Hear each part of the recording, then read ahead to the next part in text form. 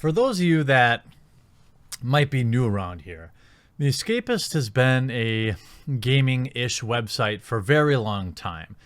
They've changed ownership hands several times. In fact, I'm actually friends with the actual original creator and CEO of the website in a completely unrelated business type sense, just friendly.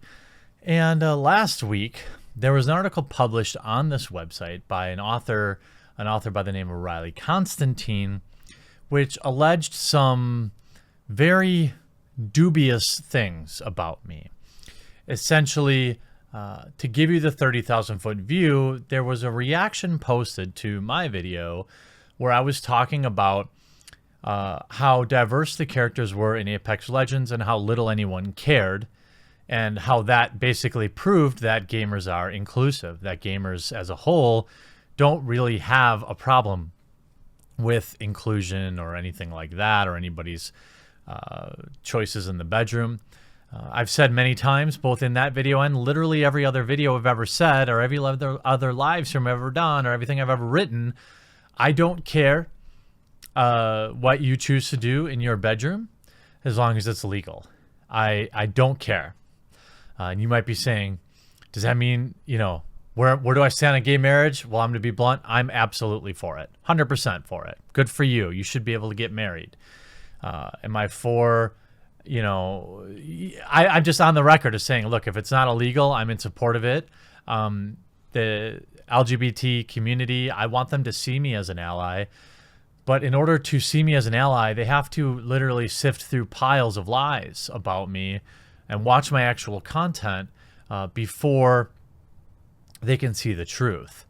And it's made more difficult by extraordinarily bad takes like the one that appeared on The Escapist a few days ago. I published a video. This piece actually was instrumental in me losing a very lucrative sponsorship with Trade Coffee. I then made a video talking about this article and how it was completely ludicrous that I had any problem whatsoever with the LGBT community. And to be very clear, I know I'm only speaking to people that might be watching this video from the outside, because anybody who is a fan of my channel and really understands me knows that I only ever critique like shillery, fake wokeness, things like that, inclusion for inclusion's sake, standing on the shoulders of the LGBT community to sell copies and get cheap retweets. There is no denying that this is an absolute proven marketing tactic used by folks all the time.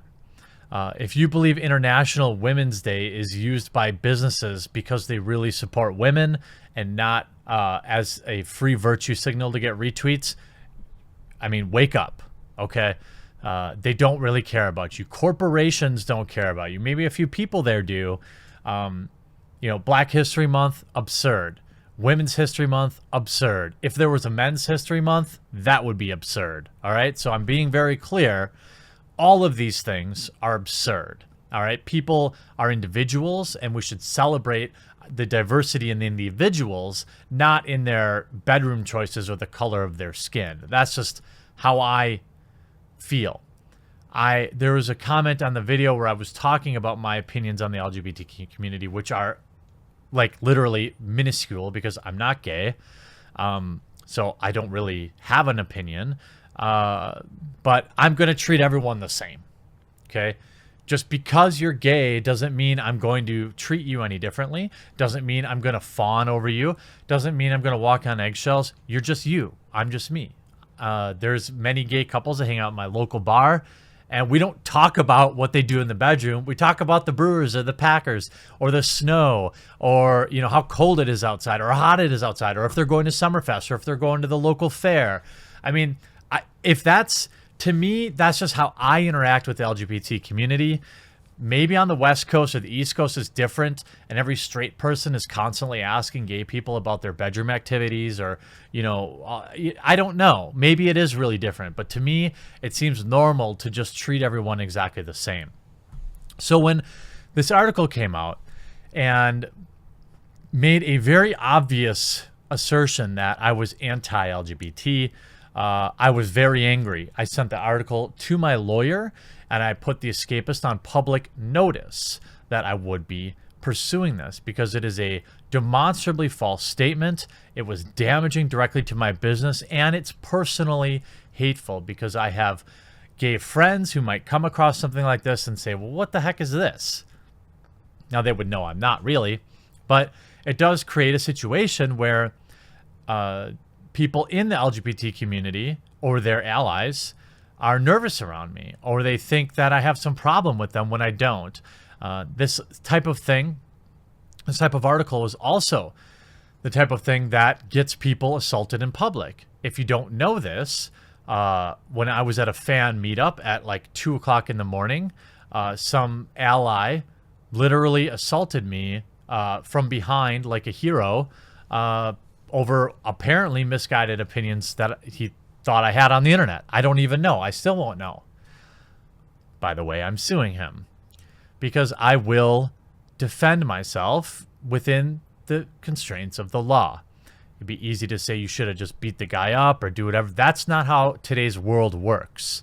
If you turn around and you slug somebody and they fall out into the street and they get run over, you end up going to jail. All right? Call it what you want. But that's the way the real world works. That's the way adults handle their business. And when this article came out from The Escapist, I felt like, here we go again. Another piece. And essentially this article, I'll read you in the words that the author wrote. Beneath the veneer of politically correct language, the amazing Lucas and the Quartering are making a clear statement. We don't want to explore LGBTQ identity in video games. Now, that I would say is factually correct. But I would also say that I don't want to explore straight identity either. I just want to play video games. Now, are there video games that are going to cater to people who want to explore relationships? Of course. And that's cool. They should play them, you know? But I don't want to. And I especially don't want to when it's like shoehorned in, which is what we were talking about with Apex Legends. There's literally no story to Apex Legends, so the fact that one or two characters are gay is completely irrelevant and pandering. If you don't think it is, you're probably 20 years old, all right?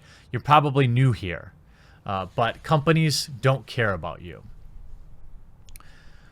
But the author went further to say, by saying the mere presence of LGBTQ people or characters is political or pandering, what they're really saying is queer people shouldn't be present or discussed at all.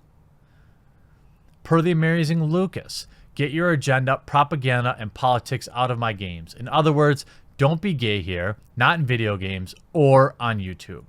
So the implication in this paragraph is that I have some strong anti-LGBT community opinions, which is absurd. It is demonstrably false.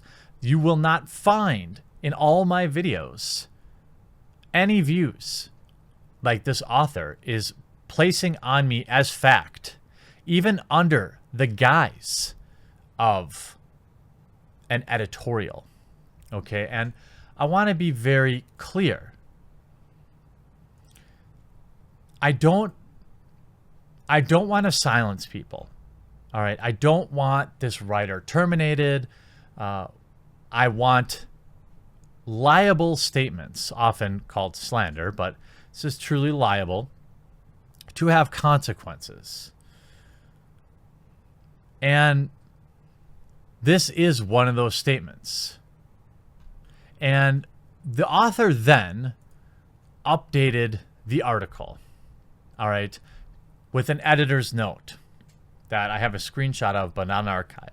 And it said, The Escapist magazine is committed to covering all aspects of gaming, which includes sharing compelling personal narratives and exploring how changes in the medium are received. In fact, why don't I just share this, at least share this with you.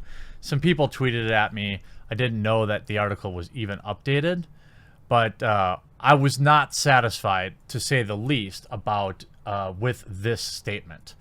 In terms of a statement of correction, which is what I'm thinking they were trying to do. But this was not that. So they said, Riley Constantine's story on LGBTQ representation Apex Legend fits the standards of these homophobic and transphobic language used in the comments criticizing her article, and only proves the degree to which the gaming community is still struggling to accept diversity, essentially doubling down. However, this is an opinion piece and contains no factually incorrect statements. The article does, however, use inflammatory language to address the subject matter. We can and should be above using invective and make arguments that we believe in.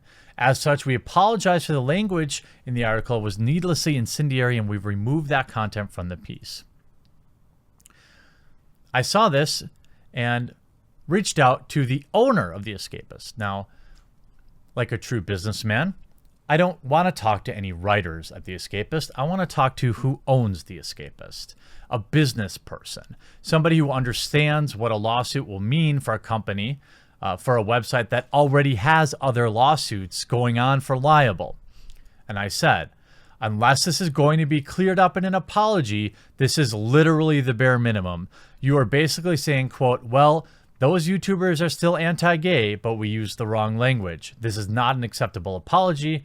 I'm not trying to be an SJW here, but dang, once the apology is issued, I will clear the air as promised. And what I'm talking about is I had about a 1 hour, 1.5 hour conversation with the owner of The Escapist, not just somebody that works there, the owner of The Escapist, the owner of Destructoid and similar companies.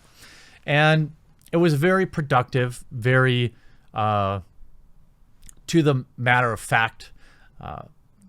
And I'm not going to share everything we talked about because there's, you know, you go to somebody man to man, whether it's a woman to woman or man to woman or whatever. You go in good faith. You know, I told him that I wasn't going to spill the beans on everything we said, and that I was ultimately really just want this damage reversed. And I said that I'm still approaching you in good faith, and that he knows and I know that a lawsuit just means we both lose money. So let's just come to a reasonable solution here. And we did that. And there's an editor's note going live this evening. A note from the editor. Escapist Magazine is committed to covering all aspects of gaming, which includes sharing compelling personal narratives and exploring how changes in the medium are received by the community. This article contained language that was needlessly incendiary. As such, we have redacted the editorial in its entirety. Furthermore, we would like to offer a formal apology to Mr. Jeremy Hambley, the quartering. We do not believe you are anti-gay, and we are very sorry for all the inconvenience this story has caused.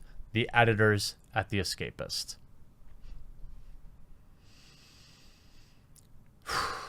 That is true ethics. Now, you could argue that the article should never have appeared in the first place, and you would be right.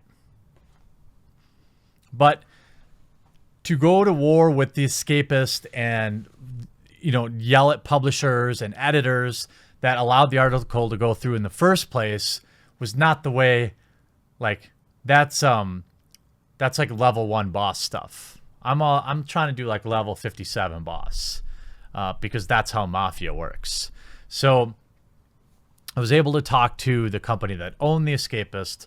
I made it very clear to them that I was going to pursue this legally and that I take my reputation seriously. You can say what you want about me. You can call me an a-hole, jerk. These are probably fair statements to make. But to say I'm anti-LGBTQ is absurd. And it's also something that is used against me in terms of sponsorships and access, right? And the way just people who view my videos interact with me. Because there are people that will read this article that have never heard of me and probably be interested in reading video games or watching video game content that I make and have it say, oh, wait, he's anti-LGBT? Whoa. There's definitely a fair amount of people who that is their first interaction. But rather than go to the mat, I went to the source. And the ownership of the Escapist was extraordinarily accommodating. They apologized. And so I have to forgive them because that's the right thing to do. On top of that, I'm actually going to private, not delete, but private the original video talking about it, because this has been resolved to a reasonable degree, I believe. Public apology, the article is gone. The apology will be archived, of course. No need to go to court. No need to further battle this.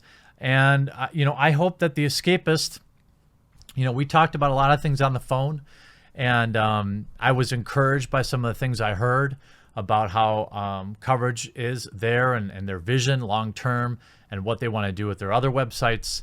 And I hope that they view this situation and the other situations where they made them step in it, the ownership group, as opportunities to think about maybe, you could have written this article without trying to drag other YouTubers, especially lying about them. Now, I don't know about the other creator they mentioned, but I know about myself. And I know in my heart how I feel about really the community at large. I literally don't care. I mean, if I had to describe my feelings, it is that I don't care. And if that makes you feel uncomfortable, then sorry. But I just don't think you're special. I don't think you're special for being straight. I don't think you're special for being gay. I think you're special for being a gamer, though. And so here, this is how you handle your business. The Escapist sacked up, retracted the article, issued an apology. I will stop the pursuit of the lawsuit at this point. And this is a good story. This is a good end. I want to say, I don't want to mention names of the people that I talked to at the ownership group, but let's just say I want to thank them for their quick handling of this, and I want to thank them for their professionalism and no hard feelings. Hope you enjoyed this video. I'll talk to you again real soon.